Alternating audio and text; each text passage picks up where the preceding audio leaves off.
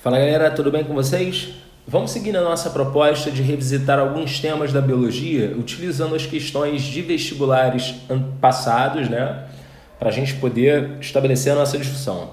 Eu escolhi o tema metabolismo oxidativo e especificamente a respiração celular aeróbica para lembrar de alguns conceitos-chave. A primeira questão diz: as etapas do processo de respiração celular ocorridos no interior de uma mitocôndria e representados no esquema abaixo pelos números 1, 2 e 3 são respectivamente... Bem, vamos voltar um pouquinho, né, para a gente lembrar que a respiração celular aeróbia ela vai ser dividida em 3 etapas. A primeira etapa a gente chama de glicólise e é uma etapa que ocorre no citoplasma da célula.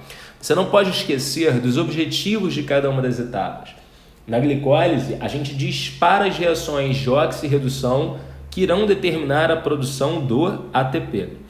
A gente sabe que o reagente inicial é a glicose, né? Ou algum outro monossacarídeo, e o produto final é o piruvato.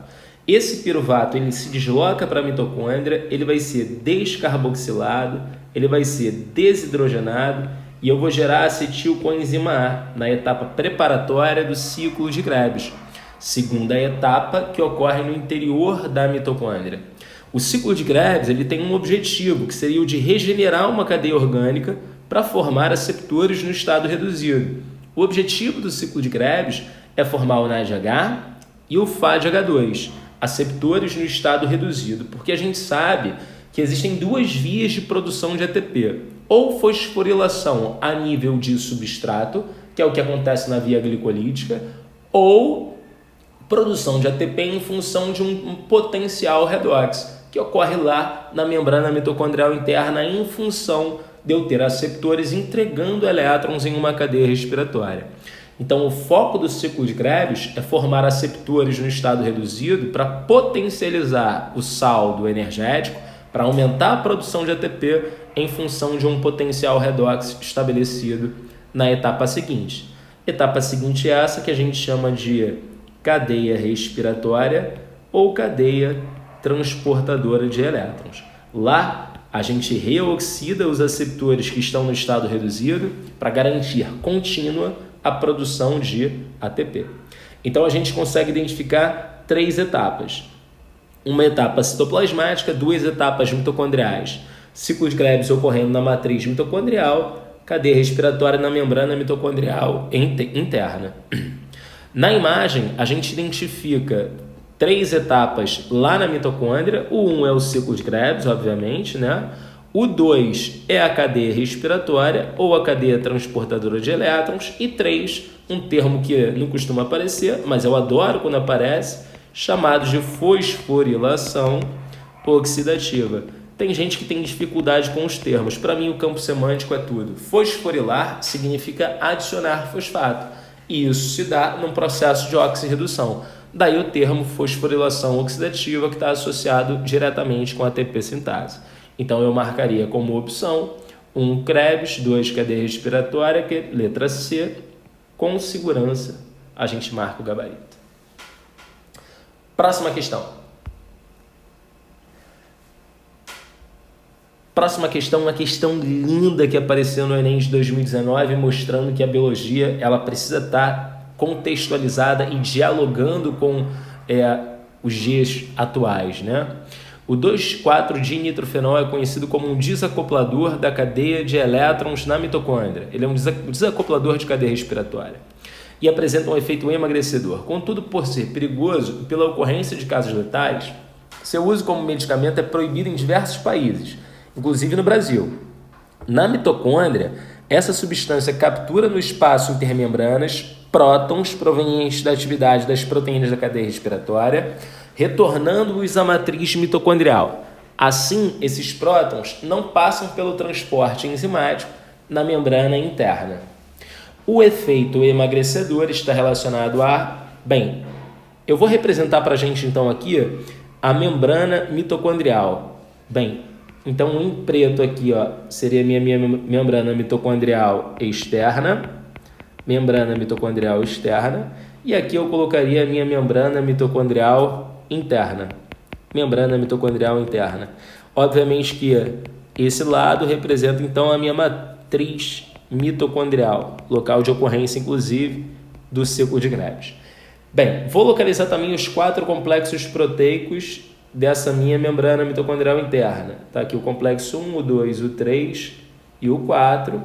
E aqui, ó, deixa eu pintar isso aqui direitinho, né? Os complexos proteicos estão aqui em vermelho. E aqui em amarelinho vou colocar a minha ATP sintase. O que acontece na membrana mitocondrial interna? É a reoxidação dos aceptores que encontram-se no estado reduzido. É isso que acontece na membrana mitocondrial interna. Significa dizer que o NAD e o FAD eles vão ser reoxidados. O NAD ele é reoxidado no meu primeiro complexo enzimático. O que era NAD H, estado reduzido, volta a ser NAD+, estado oxidado.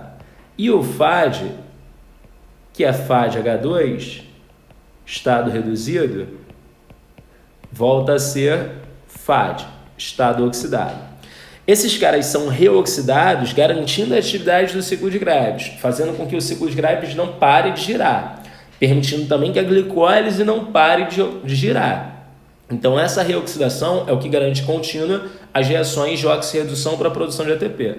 Quando esses caras são reoxidados, os seus elétrons são entregues nessas proteínas.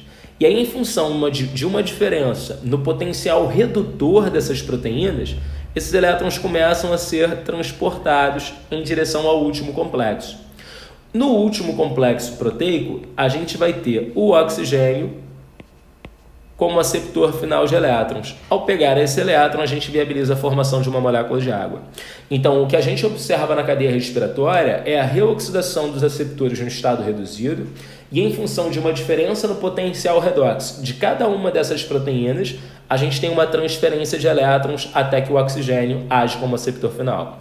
A questão toda é que à medida que esses elétrons vão passando nessa cadeia respiratória, a gente começa a observar a formação de um gradiente eletroquímico de prótons. Os prótons eles começam a extravasar da matriz mitocondrial em direção ao espaço intermembranar. E aí eu fico com uma área com uma alta concentração de prótons, espaço intermembranar, e uma área com uma baixa concentração de prótons.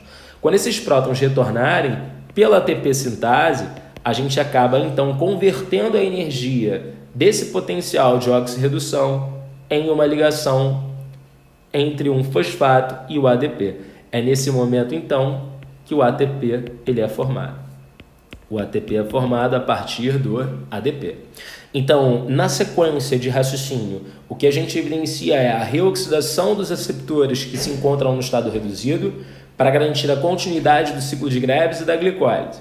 Nesse processo de reoxidação, eu entrego os elétrons para proteínas que apresentam diferença no potencial de oxirredução, e esses elétrons são transferidos até que o oxigênio atue como um aceptor final. Então, com o fluxo de elétrons, eu crio um gradiente de prótons, um gradiente eletroquímico de prótons, e esse gradiente eletroquímico de prótons representa a força próton-motriz, é o que movimenta a ATP sintase e a produção de ATP. Bem, o que o desacoplador faz? O desacoplador é uma proteininha localizada na membrana mitocondrial interna que desacopla o gradiente de prótons da ATP sintase. Então, os prótons vazam para a matriz mitocondrial. E aí, se eu desfizer o gradiente eletroquímico de prótons, eu não tenho mais a produção de ATP. A questão toda é que, ao desacoplar o gradiente eletroquímico de prótons da ATP sintase, eu não tenho produção de ATP, mas eu mantenho o fluxo de elétrons na cadeia respiratória, eu mantenho a reoxidação do NAD, eu mantenho a reoxidação do FAD. Então, o ciclo de Krebs ele não para de operar nunca. A questão toda é que se o ciclo de Krebs não para de operar, se a glicólise não para de operar, eu vou ter o consumo dos substratos energéticos, a glicose é o reagente inicial, para tentar produzir ATP, mas não tem saldo.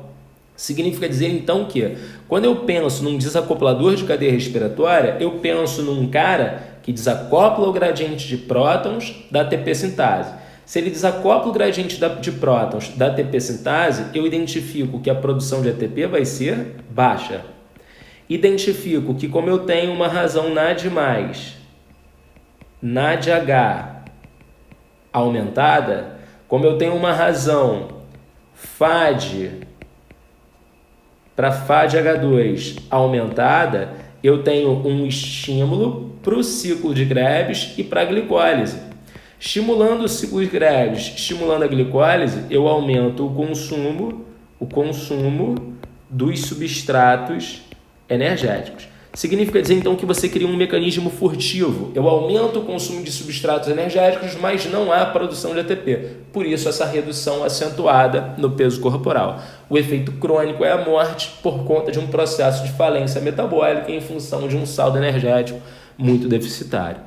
O gabarito da questão, então, é o efeito emagrecedor está relacionado a uma redução da produção de ATP, resultando em um maior gasto celular de nutrientes. Esse é o objetivo de um desacoplador de cadeia respiratória. Isso é o que faz o dinitrofenol, que foi proibido em função desse efeito tóxico. Um detalhe interessante é que isso parece ser algo muito distante. Os desacopladores de cadeia respiratória são expressos naturalmente com o objetivo exatamente de dissipar o gradiente eletroquímico, de fazer com que você tenha uma dissipação de energia. Essas proteínas, muitas das vezes, são chamadas de termogeninas. O objetivo delas, efetivamente, é gerar calor. É o que acontece, por exemplo, em animais que hibernam. Apresentam um aumento de desacopladores de cadeia respiratória nas células do tecido adiposo marrom, porque o objetivo é gerar calor e não ATP. Próxima questão. Durante a atividade física, o glicogênio muscular é catabolizado, formando moléculas de glicose que pela respiração celular são quebradas e com consequente liberação de energia na forma de ATP. Porém, quando o exercício físico se torna muito exaustivo e ou vigoroso, a quebra da glicose não acontece totalmente. Nessa condição, a degradação da glicose fica impedida porque o ambiente celular apresenta limitação. Bem, eu vou marcar o gabarito, que é o gabarito padrão que costuma aparecer no vestibular, tá? É esse aqui, ó. É por conta da limitação pelo oxigênio. Mas a gente já discutiu em uma videoaula anterior e nos nossos encontros presenciais de que a fermentação lática ela pode acontecer por alguns motivos. Pode acontecer por privação de oxigênio, esse é um dos motivos.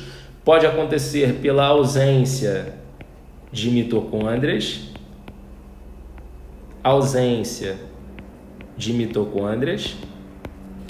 Pode acontecer porque eu tenho um aumento na intensidade do esforço. Bem, conceituando de forma correta, o músculo estriado esquelético faz fermentação lática não é porque falta oxigênio, e sim por uma limitação na velocidade do próprio ciclo de Krebs em relação à via glicolítica. A via glicolítica ela tem um aumento gigante na sua velocidade. Eu tenho um aumento na velocidade da glicólise, e esse aumento da velocidade da glicólise excede em muito o aumento na velocidade do ciclo de Krebs.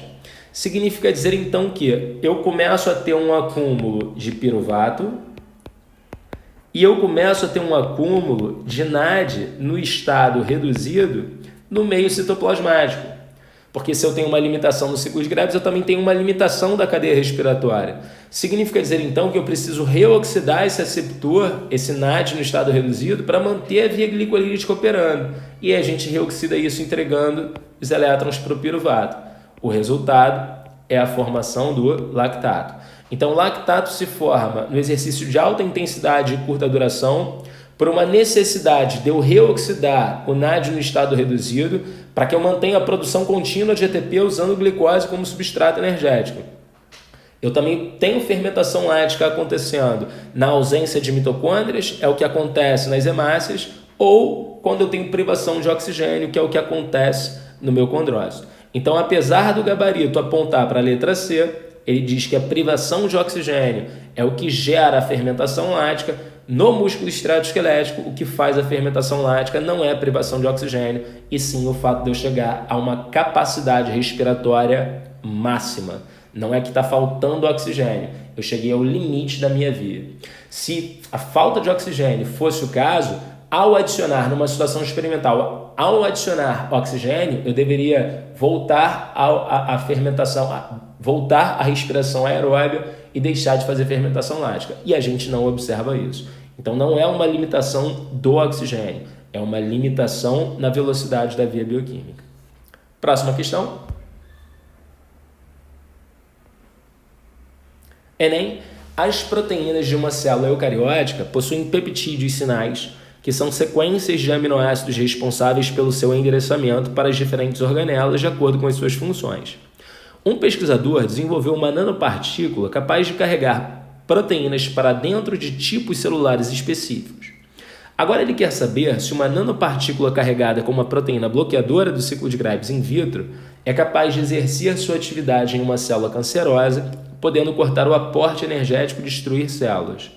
Ao escolher essa proteína bloqueadora para carregar nanopartículas, o pesquisador deve levar em conta um peptídeo sinal de endereçamento para qual organela? Bem, se o objetivo é bloquear a atividade do ciclo de Krebs, essa nanopartícula deve apresentar um sinal de endereçamento para mitocôndria. Gabarito letra B. Quinta e última questão. O ERG admita um ciclo de Krebs após a entrada de uma única molécula de acetilcoenzima A, ocorrendo anualmente até a etapa de fumarato. Então é até aqui, né? Até o fumarato. De acetil-CoA até a fumarato. Ao final da passagem dos produtos desse ciclo pela cadeia respiratória, a quantidade total de energia produzida expressa em adenosina será igual a... Beleza. Então, primeiro eu vou fazer um cálculo que é o real, tá? O cálculo real diz pra gente que cada NAD no estado reduzido define um potencial redox para formar 2,5 ATPs. E cada FAD no estado reduzido garante um potencial redox para a gente formar 1,5 ATPs. Levando em consideração esse ciclo, então, eu tenho 2 NADs, 2 vezes 2,5, 5 ATPs. Eu tenho um FAD mais 1,5 e eu ainda tenho mais um ATPzinho aqui que foi produzido por fosforilação a nível de substrato. Significa dizer que eu tenho 7,5. Aí você fala, Felipe, não tem essa opção de resposta. Não tem essa opção de resposta porque ele não está considerando o real. Ele está fazendo o arredondamento que costuma aparecer nos livros do ensino médio. Nos livros de ensino médio, a gente costuma ter que cada NAD no estado reduzido forma 3 ATPs. E cada FAD no estado reduzido formam 2 ATPs. Como eu tenho 2 NADs, 2 vezes 3, 6. Um FAD, 2 ATPs, com mais um ATPzinho ali, eu tenho 9 ATPs de saldo. Significa dizer, então, que o gabarito disso é a letra C. Queridos, nesse momento a gente fecha mais uma discussão, mais uma revisão de tema utilizando questões de vestibulares. Até a próxima. Um beijo.